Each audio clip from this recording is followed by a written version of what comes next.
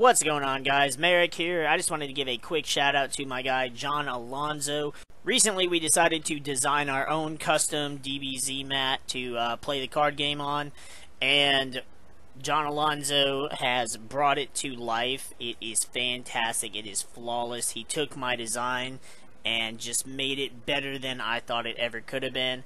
Quality is great. His customer service is literally 5 stars. You cannot do better no matter where you go, where you look. If you don't know the guy, I'll go ahead and put a link to him in the description below. If you have any custom ideas that you want to get made, you can either tell him what you want, he can design it for you, or if you, like me, you have your own personal design that you just want to get turned into a custom mat, he can take that image and put it into a mat, and it will come out perfect. Fusion! Ha!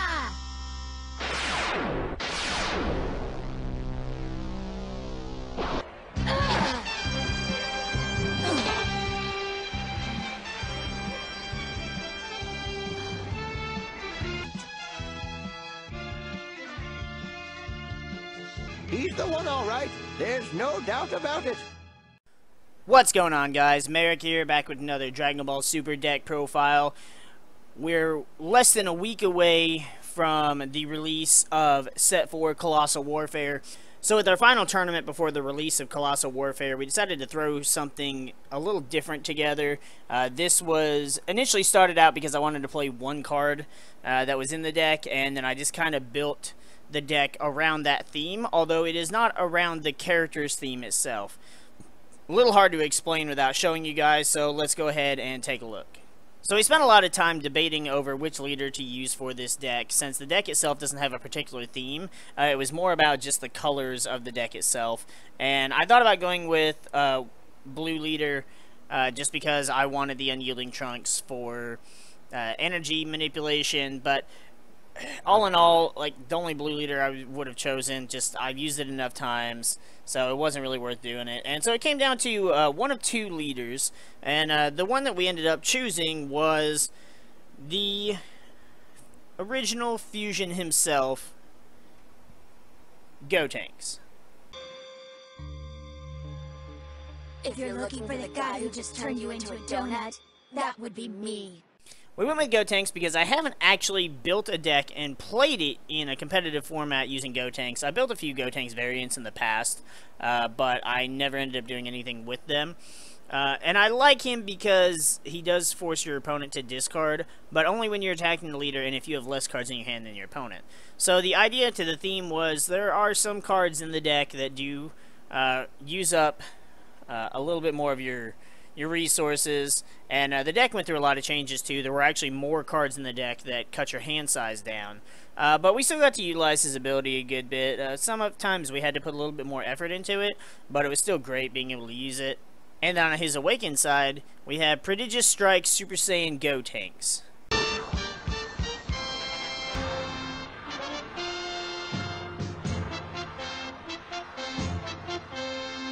Now, the problem I had with this leader is that you get to draw a card when you attack with him, and then when you attack, you still get to make your opponent discard if you have less cards in your hand.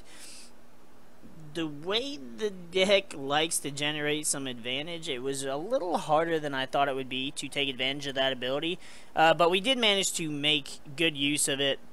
It was a lot of fun. I would like to use the Gotenks leader a bit more, and I'm hoping to be able to do so once we get the new Gotenks support in that Ultimate box that comes out in, I believe, August. So the first card in the deck is everybody's favorite world champ, Hercule Boo's assistant.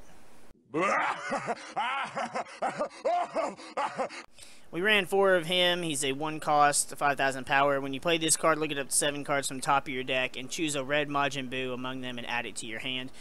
We ran him because we do run Majin Buu in the deck, and it was a way to get to the cards we needed. It's a contradictory to the Gotenks leader, and I realized that, but the only other leader that I was wanting to use was the green Super Saiyan Blue Vegito, to kind of stick with the theme here.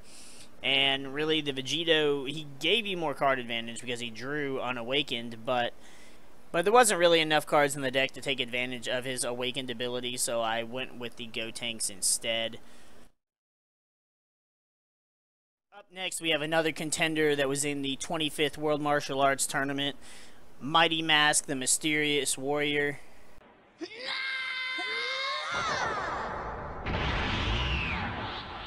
We only ran 2 of him, and I feel like 2 was okay. We never really ended up playing him. And the reason being that he kind of countered Gotenks' leader ability, but I wanted him in there in case we needed to get to our Gotens or to our Trunks. So we ran 2 of him. His activate main says, place this card in the drop area, choose up to 1 Sun Goten and Trunks Youth with 15,000 or less power from your deck and add them to your hand. I don't actually think either one of them have a card with more than 15,000 power. Well, correction, with set 4, there's a Trunks Youth that has 20,000 power, I believe, but not really relevant to this deck. But I didn't see myself playing him a whole lot on turn 2, so we only ran 2 of him, and I believe he got charged or comboed away most of the time. He was also in the deck to search out some more of the Goten and Trunks that we had in the side deck before we made some quick changes to the side deck just minutes before the tournament. Up next, we have the Trunks Youth that we would be searching out via the Mighty Mask.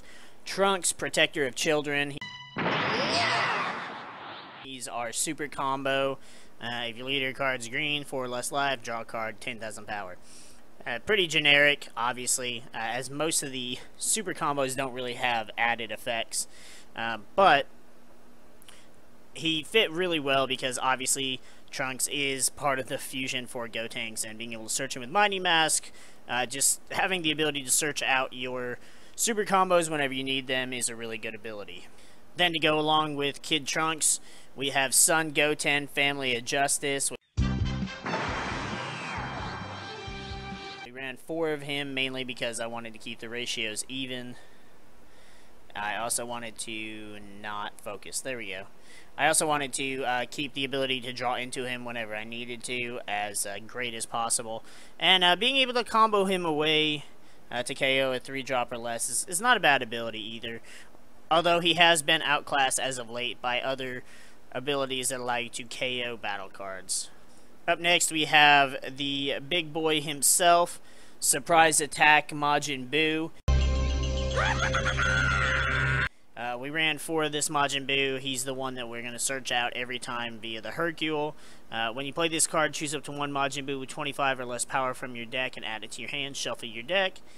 And we would usually wait to play him, but being able to play him on turn 3 was optimally the best thing, as long as he wasn't going to get KO'd on your opponent's next turn. And then on your next turn, you would play Awakening Evil Majin Buu. This would be the Majin Buu that you would search with his ability. He's a 5-cost, 25,000 power, but you evolve him on top of the Surprise Attack Majin Buu for 2 red. And then with Union Absorb, you place 1 battle card from your hand under this card. Choose up to 1 Majin Buu other than himself with 25,000 power or more from your deck and place it on top of this card. So when you do that, you're going to use his Union Absorb ability. And ideally, you want to place Majin Buu Dawn of the Rampage underneath him. By doing so, his permanent activates, saying when this card is under a card, the Majin Buu on top of this card gains barrier. So then any Majin Buu that you evolve into is going to gain barrier. So the idea is you activate Union Absorb, you place him underneath the Awakening Evil Majin Buu, then you fail to find an evolved target on top of him. And then you're going to activate his ability again to Union Absorb, and you're going to place another battle card underneath him. The first of which would be Ability Unleashed Ultimate Gohan.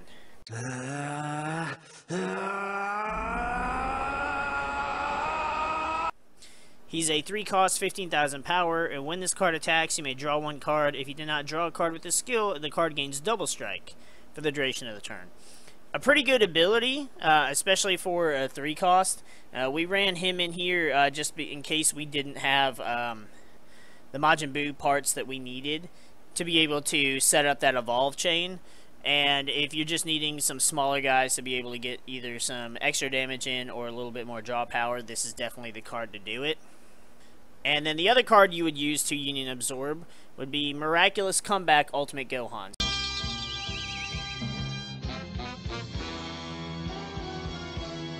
Still probably one of my favorite cards in the game.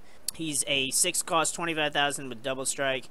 However, his permanent says if you have only 3 or less cards besides this card in your hand, reduce the energy card of this card in your hand or battle area by 4. So essentially he becomes a 2 cost. So you just have to play 2 red to be able to play him.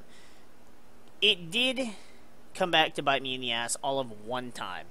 But otherwise, I never had an issue with it because gaining card advantage in this deck is really not that hard to do.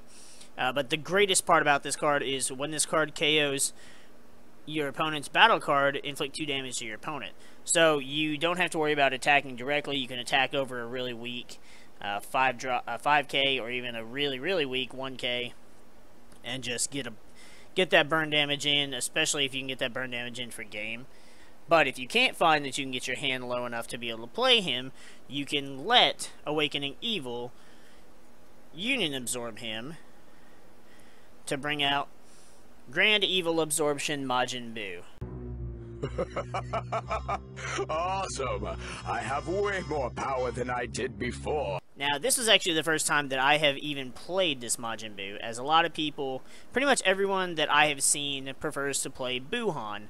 In any Majin Buu variant, I chose to play with the blue crit Majin Buus and the Ultimate Evil Majin Buu in my first build, and then my second build I focus more on the 5-drop from Tournament of Power and go straight into Ultimate Evil. So I never really played Buuhan. He is slightly slower, but he has dual attack, and his activate main says once per turn choose a Son Gohan Adolescence under this card, and then for the duration of the turn, this card can attack battle cards in active mode and gains all the skills of the chosen card.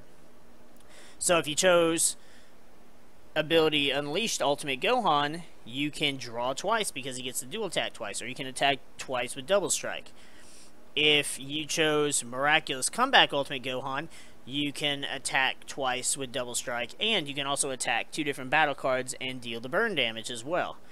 Playing Grand Evil Absorption is friggin' awesome. I do understand the hype with everybody playing him in all of their Buu builds, most of which are Super Saiyan 3.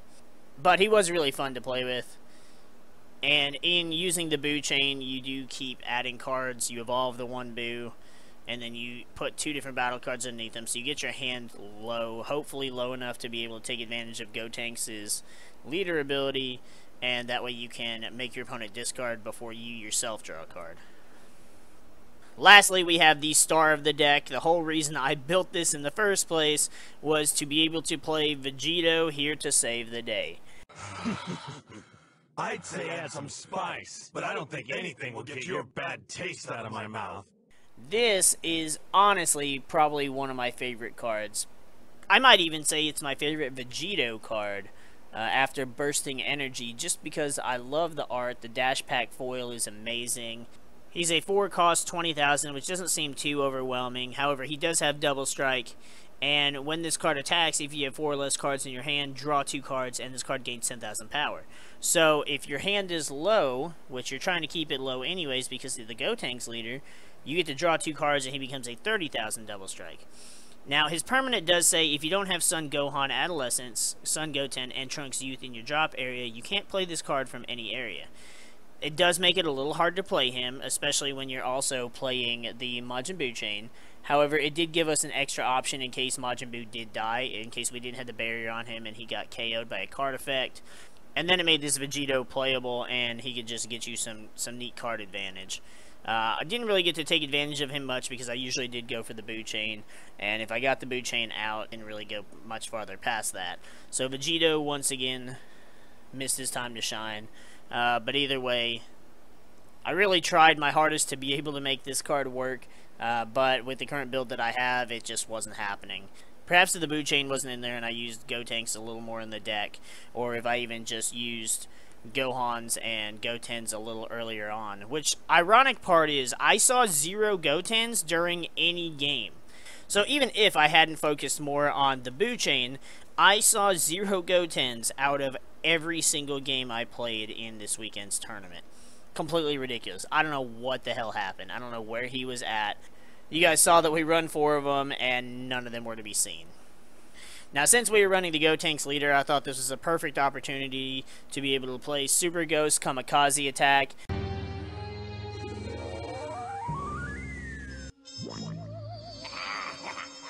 It's a really fun card to play when if Gotenks is in your leader area or battle area, play 2 Ghost tokens, and they're just 15,000 power battle cards. They can't combo, but to be able to spit out 2 15,000s for 2 energy was a lot of fun, and it added a lot of extra pressure to my opponents. Then lastly, we wrap up the main deck with 4 Vados assistants. Negate the attack, then you may switch up to one of your battle cards to active mode. Being able to switch my tokens back to active mode to prevent them from being KO'd came in pretty handy. Also being able to switch Buhan back to active mode so that he couldn't be run over by my opponent's bigger battle cards was pretty useful as well. First up in the side deck, we ran 2 Master Saiyan the Mysterious Warrior. Honestly, I feel like running 2 of these main deck, or at the very least side deck, is necessary in any format for the foreseeable future. Already with the Veggie package, and then just now with all the new 1-drops that are coming out, you can hit, 3 to 4 cards at a time if you play him at the right time, and I just don't see any reason not to play this card. I would have main decked him if I wasn't focused on trying to have Gohan, Goten, and Trunks in the drop area for the Vegito. Now, if it turned out that the Vegito strategy failed, then we would side out the Vegitos, and we would side in 4 Ghost Attack Super Saiyan 3 Gotenks. I sided them in once during one game, and I actually never saw them, so I can't say how useful they would have been. But he's a 5-cost, 20,000 power. If you have 4 or less cards in your hand, this card and all of your Ghost tokens gain double strike. So if you played a Super Ghost Kamikaze Attack prior, those Ghost tokens are now going to have double strike. And when you play this card, you play 3 more Ghost tokens. So you could have anywhere between 3 to 5 to 7 Ghost tokens, and then if you play him, they all have double strike. It gets really, really messy, but again, I never saw them during the game that I sided them in, so I can't say how well they would have actually worked out. Then we had 2 more Mighty Masks side decked. They were kind of just a remnant that was left over from the previous side deck we had built that had more Gotenks support in it, had more Gotens, more Trunks, and actually had the green Gotenks battle card, the psyched up Gotenks. But we ended up taking that stuff out, and we left Mighty Mask in there. So, didn't really do us any good at all. Then, on the off chance that I felt like even the Boo chain wasn't worth keeping in, and I needed a little more aggro, a little faster, we threw in 3 Leap to Victory Dark Prince Vegeta. He goes perfectly with the Best of the Boo Saga theme. He's a 3-cost, 15,000 red. If you have 4 or less cards in your hand, he gains double strike, so he goes along with your strategy of trying to keep your hand lower than your opponent's. And when this card attacks, you may place 1 card from your hand in the drop area. If you do so, this card gains 5,000 power for the duration of the turn. I never ended up putting him in there because there was no situation during any of my games where the Boo chain wasn't worth playing. So it would have been really interesting to see if this card would have been worth a damn. I do think that his ability to help you discard to get your hand down for you to take advantage of Gotenk's ability is pretty nice, though. Then lastly, we had 4 Father-Son Kamehameha. This is another remnant from the previous Gotenks side deck that we had, where we had a lot more green in the side deck. So we would have plenty of green energy to play this card. We left it in because I didn't really have anything else to put in, but also between the Gotens, if we had seen any. And the Father-Son Kamehameha, we could have just charged any one of those, and then anytime our opponent played a big battle card that we just didn't want on the field, we'd just Kamehameha and blow it up. So I think this is a really good tech card for any deck that can play green, especially since the focus of the meta is to try and get your biggest cards out as fast as possible. Chances are they're going to have battle cards with an energy cost higher than their current energy. So I thought it was a great card to tech, and I'm going to tech it in pretty much any green deck that I run. Round 1, we got paired up against another member of the God Squad running Dr. Mew and Machine Mutants. The deck performed pretty well against that deck. However, we had to put the majority of our battle cards focus on taking out his battle cards, just because Dr. Mew can swarm the board so easily with a bunch of little guys and then drop a Fearless Pan, bump them all up by 5,000, give them all double strike, and just really go in on your leader. And so by taking out their battle cards first, it lessened the amount of cards that can take advantage of Pan's ability, and overall that ended up being the key to our victory. Round 2, we ended up playing against the red Super Saiyan 3 deck. We've played against it enough times to know exactly how it plays and how to play against it. He ended up taking it round 1 just because this deck does lack a good bit of board control, as it was more of just a fun theme deck. So we ended up side decking and taking it in round 2.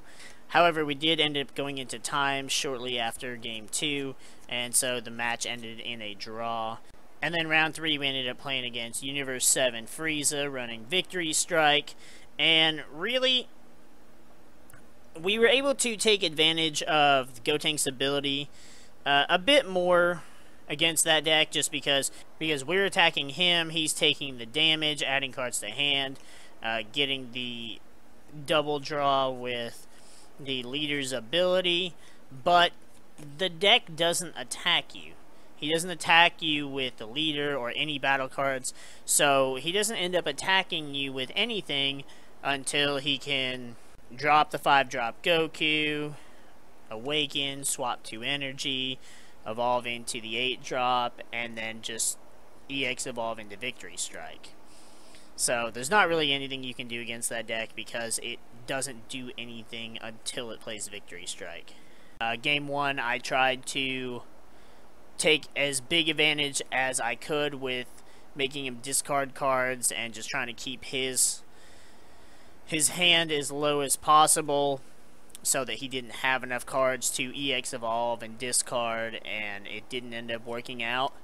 So game 2, we ended up side decking, saw 0 of our side deck cards, and the idea game 2 was to focus less on keeping his hand down and just focus on being as aggro as possible to be able to just try and do as much damage as we could and take him out before he even got the energy to be able to play the Goku and go for game. But even with as aggressively as we played, there wasn't really a whole lot that we could possibly do against all the negates, the Roshis, the Flying Nimbus. It left us without a lot of options, so it was a nice, easy D-rank mission for our opponent. Not really a fun deck to play against. There's very little interaction between the two players, but I wasn't expecting the deck to do super well anyway, so the fact that we went 1-1-1 was perfectly fine with me. But all in all, I did enjoy playing the deck. It was a lot of fun getting to play with best characters from the Buu Saga. Definitely not something you would take to a super competitive event, but if you're just wanting to have some fun at locals or just have fun with friends, it'd be a fun deck to try out. I'm sure there were other cards we could have ran that would have been better off, and in hindsight, the Vegetos weren't worth it. Maybe I should have just focused on using Gotenks and Majin Buu specifically, but I just wanted to have fun with this deck and get to use some of the cards that I really liked. So, but if you guys enjoyed this deck profile, hit that like button down below for us. You know, we appreciate the support, and we appreciate all of our subscribers as well. We are almost to 850, so we're getting super close to being able to get our partnership back, which is just fantastic. And it means so much that you guys are willing to support us in this journey. If you have any suggestions for the deck or anything that you would have done differently, feel free to let us know in the comments below. I always enjoy discussing all the different builds that we post with you guys and getting to see different perspectives from different playstyles as well. But we're going to go ahead and get the frig out of here now, and we'll see you guys in the next video.